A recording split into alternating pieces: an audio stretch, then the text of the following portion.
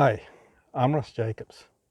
The video today is going to be demonstrating a horse that doesn't like to be saddled and evades being saddled by the owner. What the horse does is that he turns his head around to the side when somebody approaches with a saddle in order to block them from getting around on the side and lifting the saddle on. But I want to make the point right here at the beginning that this is much more than about that. This is about thinking outside the box. Video is really to depict an example of where you can think laterally instead of linearly. This horse has developed the habit that every time a person approaches with a saddle, that he's to turn his head and try to block them from getting around to the side.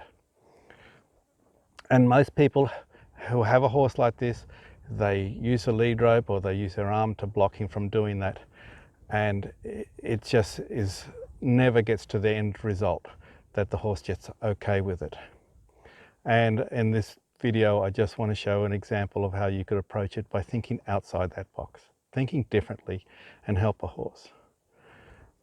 But the other thing I want to point out about this video that you'll see is that this horse has bigger issues than just being saddled and trying to block the owner.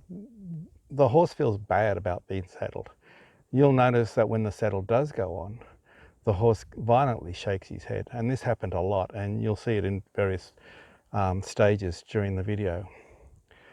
So for the 10 or 15 minutes that we worked him in this session, this became a real issue that it couldn't be ignored, and I looked at him to see if there was any physical issue regarding soreness or anything, and I couldn't find anything.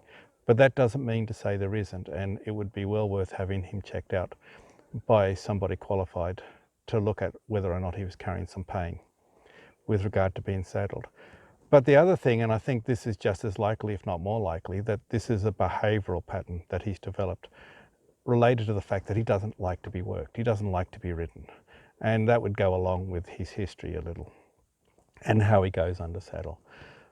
So there's a lot more to be investigated with this horse than just what I show you in the video. But I just think that it's worth you watching and trying to stimulate you to think about how you can approach your own horse's problems in a different way. So let's get started.